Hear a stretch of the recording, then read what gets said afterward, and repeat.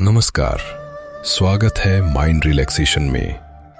आज मैं आपको सुनाने जा रहा हूं एक ऐसा विश्वास, एक ऐसी पवित्र कथा जो शायद आपके लिए अनजानी हो, पर यह हजारों वर्षों से भारतीय तपस्या की मूल आधारशिला है। ये एक ऐसी कहानी है जहां हिमालय की बर्फ जैसी नीरवता और महादेव शिव के तांडव जैसी शक्ति एक साथ मिलकर रचती है एक अद्भुत रहस्य।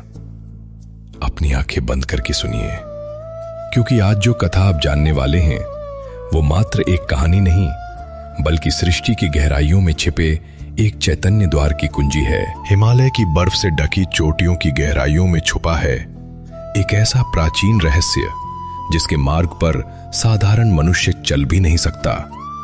इस पर्वत का हर पत्थर, हर हवा का झोंका, हर धूल कण अपने भीतर समेटे रखता है एक मौन शक्ति जिसे हजारों वर्षों से केवल तपस्वी, योगी और सिद्ध पुरुष ही अनुभव करते आए हैं। कहा जाता है, सृष्टि बनने से भी पहले जब प्रकाश और अंधकार के बीच पहली बार अस्तित्व का जन्म हुआ, तभी वो दिव्य प्रकाश गिरा था केदार बद्री की अदृश्य घाटियों पर। उसी पवित्र क्षण में महातपस्वी महादेव शिव का प्रकट होना शुरू हुआ। शिव जन्मे नहीं, वे प्रकट हुए। वे सृष्टि नहीं, सृष्टि का मूल कारण है। इसीलिए उनका आसन भी साधारण कहीं नहीं हो सकता। हिमालय, देवताओं की पहली प्रकाश भूमि। हिमालय सिर्फ पर्वत नहीं, यह देवताओं की जीवंत ऊर्जा भूमि है। यहां समय धीमा नहीं पड़ता, समय थम जाता है। यहां की नीरवता खाली नहीं, बल्कि अद्भुत शक्ति से भरी होती है। ऋषि मुनि कहा करते थे, हिमालय की नीरवता के भीतर वही महानाद सुना जा सकता है जिससे ब्रह्मांड की रचना शुरू हुई थी। इसीलिए हिमालय की हर चोटी के नीचे छुपा है चेतना का एक स्तर जो मनुष्य को दिव्यता की ओर खींच ले जाता है। शिव ने हिमालय को क्यों चुना? लोग अक्सर पूछते हैं, शिव ने अपना निवास हिमालय ही क्यों बनाया? क्यों नहीं किसी नगर, किसी महल या स्वर्गलोक को चुना? क्योंकि महादेव की शक्ति सामान्य नहीं है। वे तांडव के देवता हैं, योग के स्वामी हैं, ध्यान के राजा हैं। उनकी प्रचंड ऊर्जा, उनका तेज, उनका प्रलय स्वरूप पृथ्वी अकेले संभाल नहीं सकती। लेकिन हिमालय की बर्फ, उसकी असीम शीतलता, उसकी विशाल स्थिरता शिव की महाशक्ति को संतुलित करती है, उसे धारण करती है, उसे शांत करती है। इसीलिए शिव ने कैलाश को अपना आसन बनाया, क्योंकि यही एक स्थान है जो उनके अग्नि तेज को शांत रख सकता है। हिमालय की नीरवता ही शिव की तपस्या की शक्ति है। हिमालय की नीरवता बाकी सभी नीरवताएं जैसी नहीं।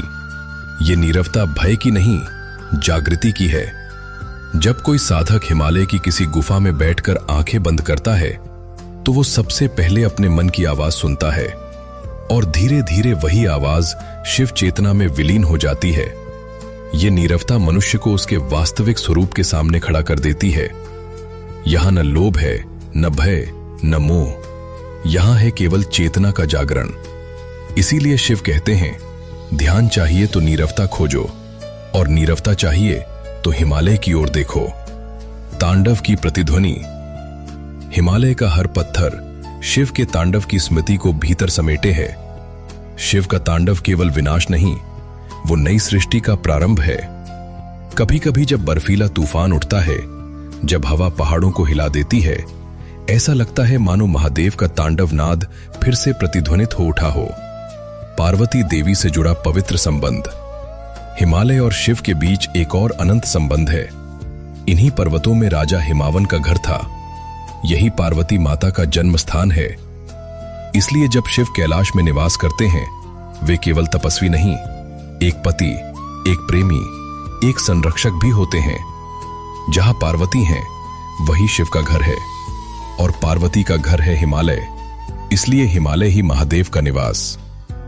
कैलाश, पृथ्वी और आकाश का मिलन बिंदु। कैलाश को केवल पर्वत नहीं कहा जाता, इसे कहा जाता है ऊर्जा का केंद्र, शक्ति का स्रोत, ब्रह्मांड का मिलन बिंदु। यहां पृथ्वी की ऊर्जा, आकाश की ऊर्जा और शिव की ऊर्जा एक हो जाती है। यहीं साधक को मुक्ति का मार्ग मिलता है। यही मनुष्य और देवता का पथ एक हो जाता है। कैलाश के सामने खड़ा होकर लगता है मानव अपने छोटेपन को समझ लेता है और दिव्यता की अनंतता का अनुभव कर लेता है। अंत में हिमालय है स्थिरता, शिव है चेतना। हिमालय है अचल, स्थिर, अनश्वर। शिव है चेतना, अनंत, अपरिमित। दोनों के मिलन से जन्म हुआ उस पवित्र आदर्श का, जहां नीरवता भी बोलती है और समय स्वयं ठहर जाता है।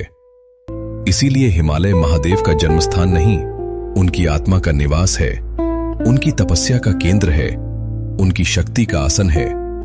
आज भी मनुष्य की आत्मा को खींच लेती है वो बर्फ से ढकी चोटी, क्योंकि वहां आज भी मौन में विराजमान है महादेव, शिव, नीलकंठ, महाकाल।